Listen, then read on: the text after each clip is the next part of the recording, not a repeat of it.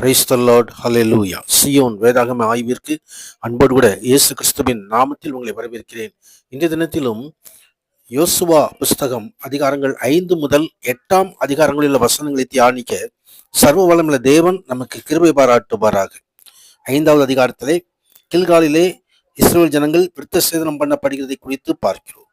பழைய உடன்படிக்கையின்படி விருத்தசேதனம் என்பது ஒவ்வொரு ஆண் பிள்ளையும் ஆபிரகாமினுடைய பிள்ளை, கர்த்தருடைய ஊழியன் என்று குறிப்பிடும்படியாக இந்த அடையாளத்திற்காக செயல்படுகின்றதான ஒரு செயல். கர்த்தர் பிரசன்னத்துக்கு மகிமை உண்டாவதாக. உடன்படிக்கையின் ஆசீர்வாதங்களை பெற விருத்தசேதனம் ஒரு மனிதனை தகுதியுள்ளவனாக்குகிறது. அவர்கள் உடன்படிக்கைக்கு கீழ்ப்படிவதற்கு இது ஒரு அடையாளமா இருக்கிறது.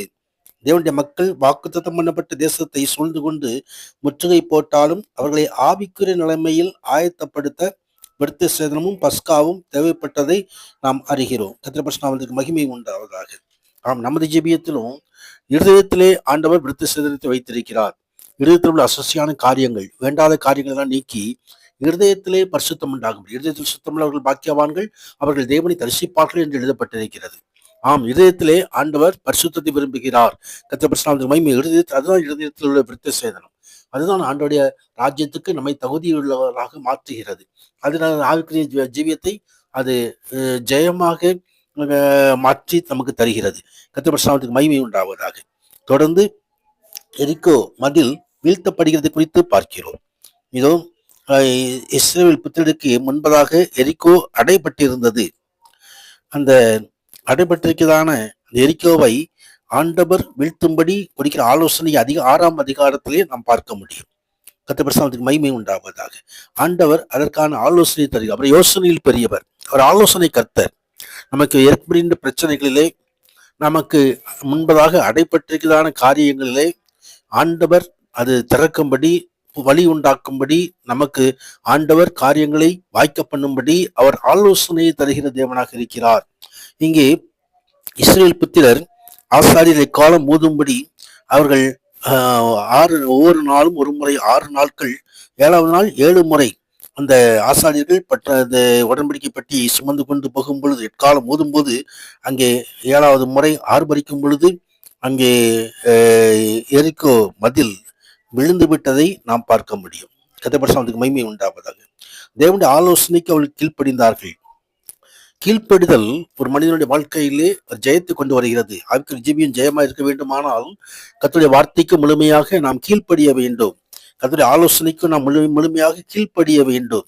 ஆனால் கீழ்ப்படியாத ஒரு மனிதனுடைய காரியத்தை 7வது அதிகாரத்தில் பார்க்கிறோம். ஆகான் என்று சொல்லப்படுகிறான் ஒரு மனிதன். அங்கே தேவன் தடுத்த, தேவன் வேண்டாம் என்று சொன்ன அந்த காரியங்களை இச்சித்து பாபிலோன் சால்வை எடுத்துக்கொண்டபடியினாலே அங்கு இஸ்ரவேல் ஜனங்கள் எல்லோருக்குமே அது பாதகமாக அமைந்து விட்டது.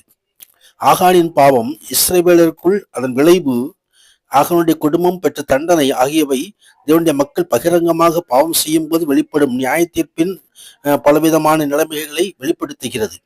தேவனுடைய மக்களிடத்திலே பயங்கரமான பாவம் காணப்படும் போது அவருடைய பாவத்தை பொறுத்து கொள்ளும் போது தேவனுடைய ஆசீர்வாதம் குறைக்கப்படுகிறது, தடுக்கப்படுகிறது, இழக்கப்படுகிறது.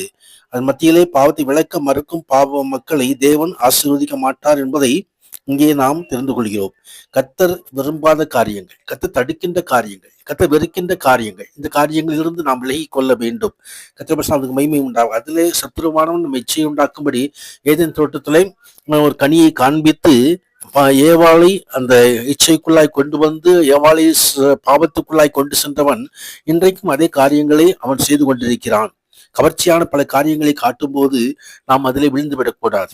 அது இந்த காரியத்தை ஆகான் ஏற்ற தண்டனை இது நமக்கு ஒரு எடுத்துக்காட்டாக எச்சரிப்பாக கொடுக்கப்பட்டிருக்கிறது. தொடர்ந்து 8வது அதிகாரத்திலும் ஆண்டவராகிய தேவன் ஆயி பட்டணத்தை அங்கு இஸ்ரவேல் ஜனங்களுக்கு கொடுக்கிற காரியத்தை குறித்து பார்க்கிறோம். கர்த்தருக்கு மகிமை உண்டாவதாக. அங்கே ஆவியின் மேல் போக யோசுவாவும் சகல யுத்த ஜனங்களும் விழுந்து புறப்பட்டார்கள். யோசுவா யுத்த வீரனை 30,000 பேரை தெரிந்து கொண்டு ராத்திரியில் அவர்களை அனுப்பி வைக்கும் பொழுது அவர்கள்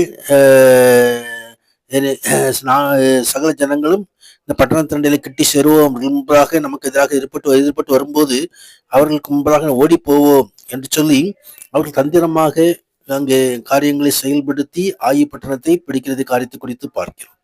கர்த்தருக்கு மகிமை உண்டாவதாக. அவர்தாமே தன் பிள்ளைகளுக்கு ஜெயத்தை அருளுகிற தேவன். ஆண்டுடைய வசனங்களின்படி ஆண்டுடைய வார்த்தைகளின்படி நடக்கும்போது கர்த்தருடைய பாதத்தில் அமர்ந்து ஒரு சித்தத்தை நாம் அறிந்து செயல்படும் பொழுது அது நமக்கு ஆசீர்வாதமாகவும் ஜெயமாகவும் அமைந்து விடுகிறது. அதன் விளைவாக யோசுவா ஒரு பலிபீடத்தை கட்டுகிறதை குறித்து பார்க்கிறோம். இருப்பாயுதம் படாமல் முழு கற்களால் அந்த பலிபீடத்தை கட்டப்படுகிறதை குறித்து பார்க்கிறோம். அந்த பலிபீடத்திலே ஆண்டோடைய ஆசீர்வாதத்தை பெற்றுக் கொண்டார். அதே மகிமையை தேவனத்தினாமே இந்த நாளிலும் தியானத்தில் பங்கு பெறுகிற ஒவ்வொருவருக்கும் ஆசீர்வதிக்கும்படி அந்த ஆசீர்வாதத்தை கட்டளையிடும்படி கர்த்தர் கிருபை செய்வாராக. மகிமையின் கர்த்தர் மகிமையான காரியங்களை செய்தருள்வாராக. ஆமேன், ஆமேன்.